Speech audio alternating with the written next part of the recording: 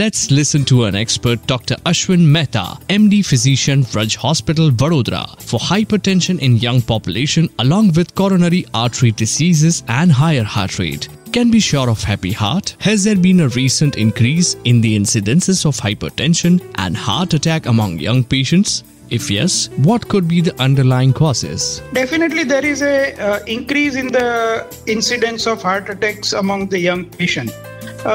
The underlying causes are very clear. The type of lifestyle that we all are leading. Lifestyle में 3 चीजें हैं, diet, exercise और stress. तो ये तीनों चीजों में अपने को करेक्शन लाने की जरूरत है. वर्किंग आवर्स, आपके रिक्रिएशनल आवर्स मैनेज करना है जिससे आपका स्ट्रेस कंट्रोल हो. कोई भी चीज जरूरत से ज्यादा होगी तो स्ट्रेस होगा.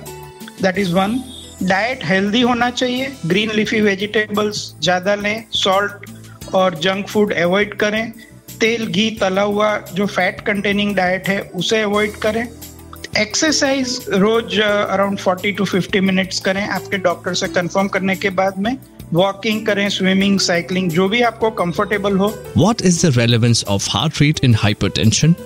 देखिए, heart rate is definitely linked to the oxygen demand of the body और and it is definitely linked to the cardiac output. तो अगर आप जितनी रेगुलर एक्सरसाइज करेंगे, जितना आपका हार्ट हेल्दी होगा, उतना हार्ट रेट कम होगा क्योंकि उसका आउटपुट हर एक पंपिंग में इनफ होगा. तो जो ऑक्सीजन डिमांड है वो टेक केयर होगी. अगर आपकी हार्ट रेट ज्यादा रहती है, इसका मतलब है आपकी हार्ट हेल्थ थोड़ी पुअर है.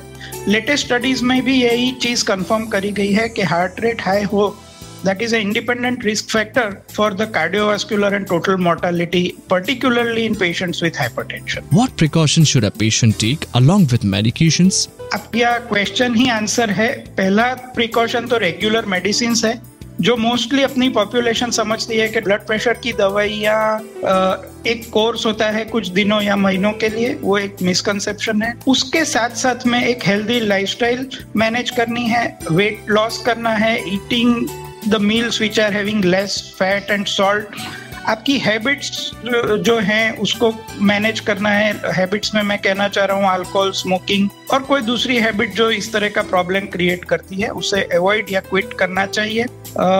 स्मोकिंग अलग ही एक प्रॉब्लम है, टोबैको कंजम्पशन अलग ही एक प्रॉब्लम है. इनसे डायरेक्ट बीपी बढ़ता है और आपकी दवाइयों की इफेक्ट कम हो जाती है. So to summarize, precautions would be lifestyle changes that include exercise, diet, habits and regular medications. Public awareness initiative by Glenmark Pharmaceuticals.